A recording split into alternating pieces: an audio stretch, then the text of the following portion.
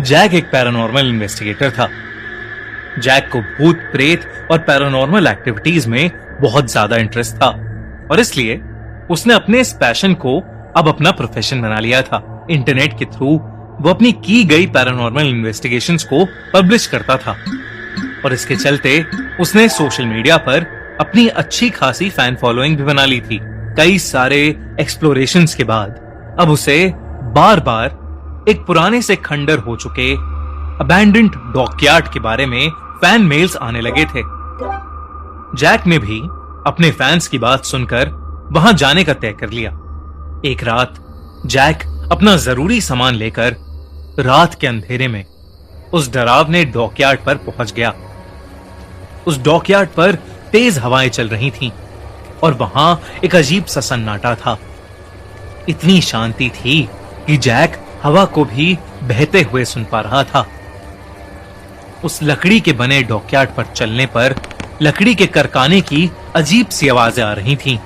Jack के लिए यह सब उतना डरावना नहीं था जितना एक्साइटिंग था। किसी हॉरर स्टोरी को फॉलो करने में उसे एक अलग सा थ्रिल आता था। जैक ने उस अंधेरे में अपनी फ्लैशलाइट जलाई और इधर उधर देखना शुरू कर दिया।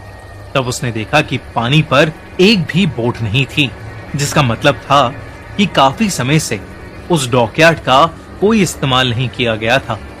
हर तरफ बस धूल मिट्टी ही थी। जैक पीछे मुड़ा और मेन ऑफिस की तरफ बढ़ने लगा। जैसे जैसे वो मेन ऑफिस के करीब जा रहा था, उसे ऑफिस के अंदर से कुछ आवाजें आने लगीं। वो ऑफिस के दरवाजे के करीब पहुंचा तो उसने देखा कि ऑफिस का दरवाजा पहले से ही थोड़ा सा खुला हुआ था और अब उसे ऑफिस के अंदर से आ रही आवाज थोड़ी साफ सुनाई देने लगी थी। वो आवाज किसी आदमी के दर्द से करहाने की थी।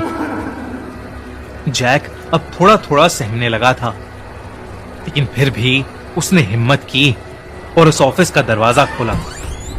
पर दरवाजा खुलते ही उसके होश उड़ गए। अंदर का ऑफिस रूम बुरी तरह से तहस नहस हुआ पड़ा था। अंदर का सारा फर्नीचर टूटा पड़ा था और मेन डेस्क पर एक आदमी सर झुकाकर पड़ा हुआ था।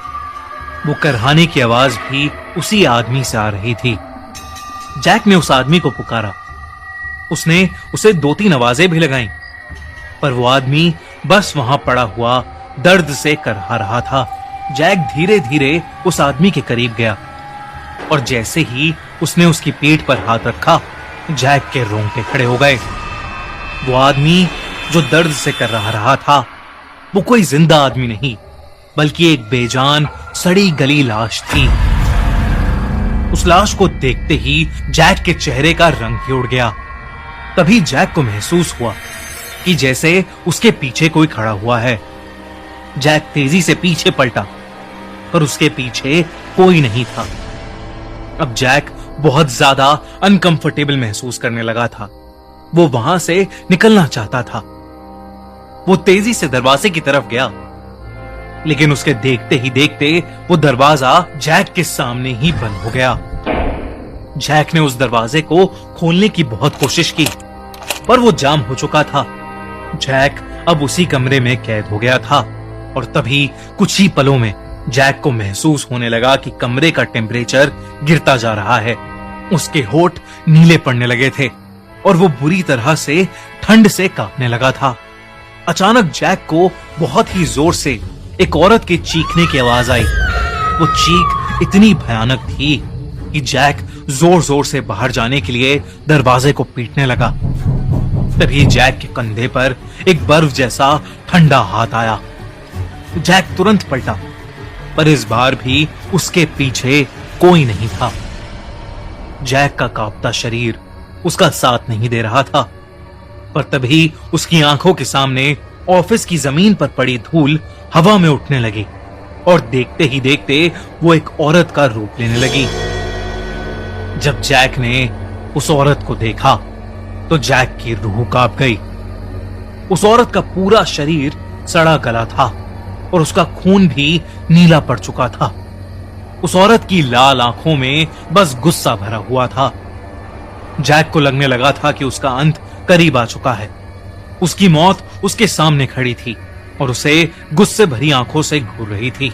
तभी उस औरत ने ऑफिस की खिड़की के बाहर इशारा किया। जैक ने जैसे ही उस खिड़की की तरफ देखा, उसे दिखा कि डॉक में बहुत से डॉक वर्कर्स की मौत हो चुकी है और उन सभी की आत्माएं वहां भटक रही हैं। तभी जैक को उसी औरत की गूंजती हुई आवाज अपने कानों में सुनाई देने लगी। उस औरत ने बताया कि उस डॉक के लालची मालिक की वजह से वहां के बहुत से वर्कर्स की जान चली गई थी। डॉक का मालिक उन वर्कर्स को दिन रात खतरनाक कंडीशंस में बिना किसी सिक्योरिटी के काम कराता था। जिन भी वर्कर्स की यहां पर जान गई, उनकी आत्माएं भी यहीं बंद कर रह गई हैं। ये सब जैक को बताते बताते अचानक उस औरत ने जैक का गला पकड़ लिया और उससे कहा कि वो भी उन वर्कर्स की तरह ही मरेगा। उस औरत की पकड़ से जैक का दम घुट रहा था।